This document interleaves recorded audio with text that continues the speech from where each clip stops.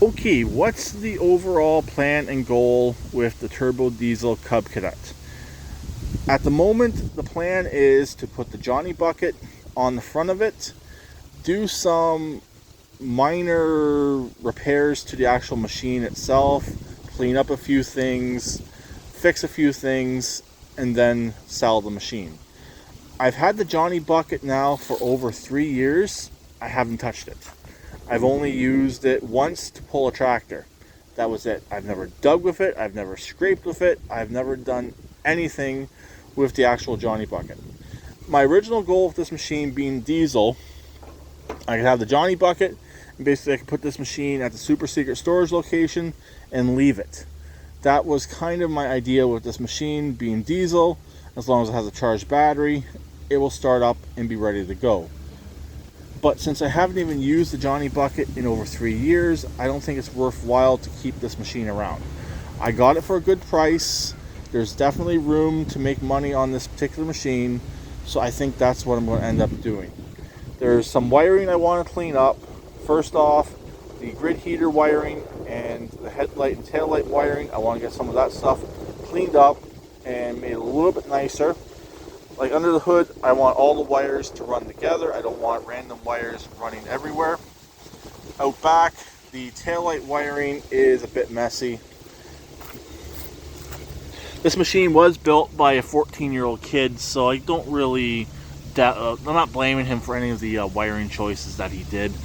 He was learning, and this is one of the machines he learned on. So I just want to finish up a few things, make a few things look a lot nicer.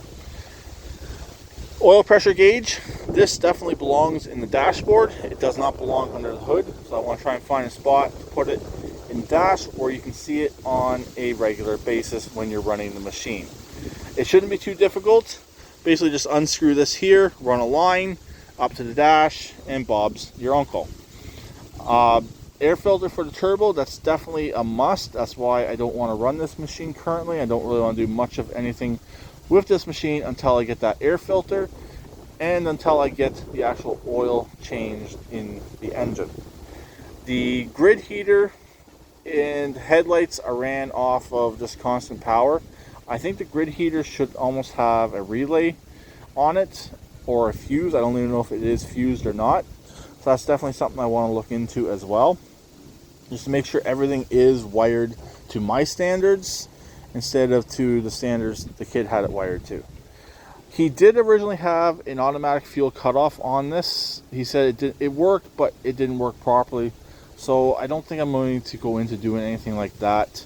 I just want to keep with the original design here and just clean up what he has and finish off really what he was working on. I got this on the Sunday. I messaged him the Saturday, said, hey, I'll take it. Could you deliver it? Which they did. He said they couldn't do it till Sunday. And throughout Saturday, he was actually sending me clips and stuff of stuff he was actually getting finished up still. So he had this machine listed for sale, and he didn't even have it 100% complete. So not really a big deal. He had it listed originally for $1,000. Then he dropped it down to the $850. I bought it for $850, which I think is a great deal for this machine. I even spoke to my one neighbor who's making my intake flange. He even said $850. That engine should be worth the $850 alone all day long, even without the turbo. It's got very nice tires on it, front and back. They're standard Cub Cadet 4-lug and the standard Cub Cadet heavy duty in the front end. So to handle the Johnny bucket, this machine won't have any issues. He did originally have wheel weights on it, but the wheel weights didn't go with the machine. Not a big deal. I do have a set I could put on here if I want to. Won't be a big deal. So the other two issues this machine has that I cannot fix, or I might be able to fix the one if I want to dig into it. It's very loud and it's slow. I think the slow is basically the engine is a lot smaller than what would have originally been in here. It was originally a Kohler V-twin horizontal shaft that's actually being converted to dual carburetor at the moment. He's working on that in another project. So really, it being slow has to do with the engine, but I think for a loader tractor, it won't have any issues even with it being slow. The cruise control works, the parking brake works, everything works on this machine. It just needs to be cleaned up and it needs to be made a little bit more user-friendly, and that's my plan and goal with this machine. I'm not going to steal any parts off of this for my other Cub Cadet, the one that's going electric. I'll keep this one just the way it is, so I'll sell it just the way it is and make it a nice, usable machine for somebody who wants a front-end loader on a very good chassis that is very capable. So I want it to be safe, reliable, and that's my goal for this machine, and make it very easy, user-friendly. Currently, the Johnny Bucket uses a 4-way switch, up, down, left, and right. So up and down, I think, raises up and down. Left and right is tilt. Like I said, it's been over 3 years for the Johnny Bucket. I want to convert that to 2 separate switches. So one switch is up and down, one switch is tilt and raise for the bucket. So that's the plan for the Johnny Bucket. Get that stuff taken care of. Wire it in here very nicely, professionally. Probably get rid of the PTO switch and probably put my Johnny Bucket switches in that area right there somehow. That would be the easiest spot to put them.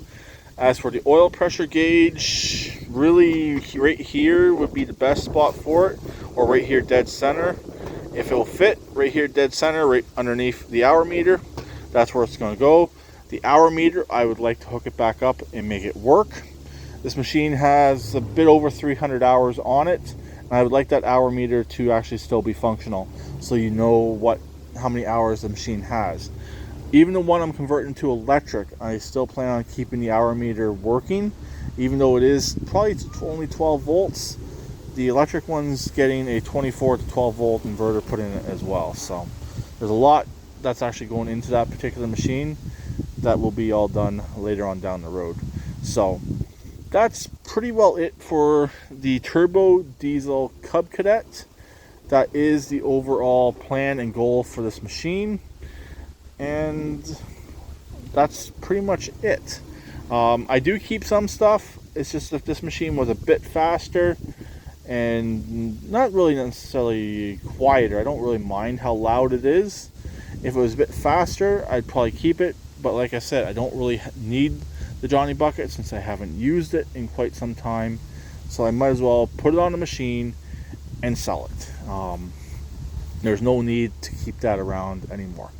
So I will talk to them later. Please keep it redneck like always, and please subscribe and comment.